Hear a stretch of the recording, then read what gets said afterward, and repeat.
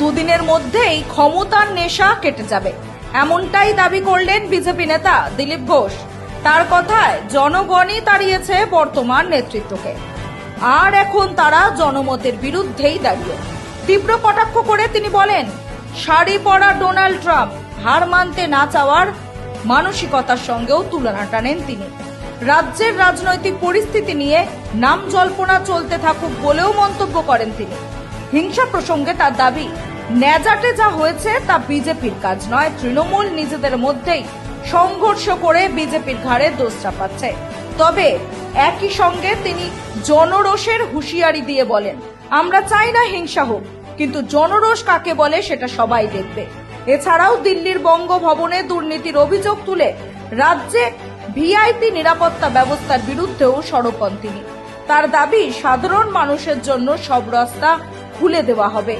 রাজ্য রাজনীতিতে এই মন্তব্য ঘিরেই ইতিমধ্যে শুরু হয়েছে তীব্র বিতর্ক। না, উনি রাজভবন যেতে চাইছেন না, উনি রেজিগনেশন দিতে চাইছেন না। তাহলে কি ডবল ইঞ্জিন সরকারের বদলে আমরা এবার ডবল মুখ্যমন্ত্রী সরকার পাবো রাজ্যে? দু একদিনের মধ্যে ক্ষমতার নেশা কেটে গেলে চুপচাপ কালীঘাট চলে এ পুরোনো অভ্যাস ওনার। হ্যাঁ, না করবো না, দেবো না, তারপর লাইনে এসে যান। পাবলিক গলা ধাক্কা দিয়েছে, এখন কোথায় থাকবে না? রিটায়ারমেন্টের বয়স হয়ে গেছে, পাবলিক বলছে সন্ন্যাসে যান, ম্যান্ডেট এসে গেছে। তার বিরুদ্ধে উনি কোর্টের বিরুদ্ধে যাবেন, নির্বাচন কমিশনের বিরুদ্ধে যাবেন, সংসদের বিরুদ্ধে যাবেন, এখন পাবলিকের বিরুদ্ধে যাবেন। জীবনে উনি কাউকে বিশ্বাস করেননি, পাবলিককে বিশ্বাস করেননি, এখানকার ভোটারকে, তাই ফলস ভোট দিতেন। পুলিশকে বিশ্বাস করতেন না, তার পার্টির লোককে বিশ্বাস করতেন না, এখন পাবলিক ওনাকে বিশ্বাস করেনি। এই ক্ষেত্রে যেটা আপনি একটা টার্ম ইউজ করেছিলেন, ওই টার্মটা একবার আপনার কাছ থেকে শুনতে চাই। শাড়ি পরা, হ্যাঁ, শাড়ি পরা ডোনাল্ড ট্রাম্প তার একদম জীবন্ত নমুনা। আর আজ আমি বলিনি, 2 বছর আগে বলেছি যে ট্রাম্প যেদিন নাটক করছিলেন যে আমি ছাড়বো না, আমি হারিনি, লোকজনকে রাস্তায় নামিয়েছিলেন, সেদিন আমি বলেছিলাম আমাদের এখানে শাড়ি পরা ট্রাম্প আছেন, ইনি হারলেও ক্ষমতা ছাড়বেন না। দেখুন সেটা ঠিক হয়েছে, আর ওনার মতো ইনাকেও জিতে।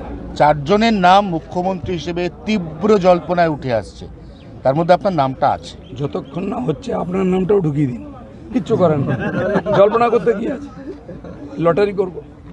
দাদা, ন্যাজাট থানার ওসি সহ যেভাবে পোস্টপোন ভায়োলেন্স হচ্ছে, পুলিশ কার্যত পুলিশও আক্রান্ত হচ্ছে। কোনো ভায়োলেন্স হয়নি। আমি খড়গপুরে বলতে পারি, টিএমসির লোকেরা টিএমসির অফিস ভাঙছে, দখল করছে, মারছে। জোর করে পুলিশ দিয়ে লোককে টিএমসি করানো হতো।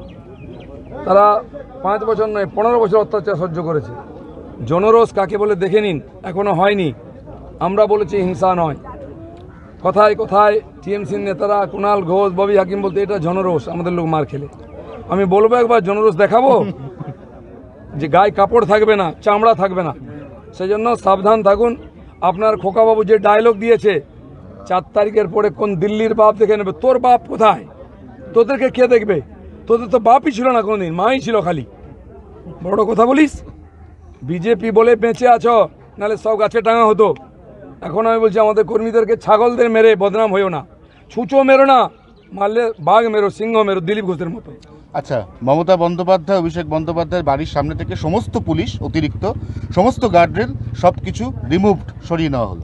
দিল্লির বঙ্গভবনে 42 জন পুলিশ ছিল, 72 জন বসে বসে খেত, আর এখানকার পেটি পেটি টাকা যেত গাড়ি করে, ট্রেনে করে, সেগুলো জজ থেকে আরম্ভ করে সবাইকে দেওয়া হতো। সব তথ্য আমার কাছে আছে। কোনো পাবলিককে, বাংলার লোককে ওখানে রুম দেওয়া হতো না, আমাদেরও দেওয়া হতো না, এমপিদের এমএলএদেরকে, তাদেরকে লাত মেরে তাড়ানো হয়েছে। আর এখানে কালীঘাটের যে রাস্তা, হরিণ মুখার্জি রোড, একদিন বন্ধ ছিল, সেটা খুলে গেছে। এরকম পশ্চিমবাংলায় কোনো ব্যারিকেড থাকবে না, কারোর সামনে, সব খুলে দেওয়া হবে। দাদা, এই জয়ের পেছনে রসায়নটা কি? রসায়ন জনগণ অনেক আগের থেকে মন ঠিক করে রেখেছিল, আপনারা বুঝতেই পারেননি।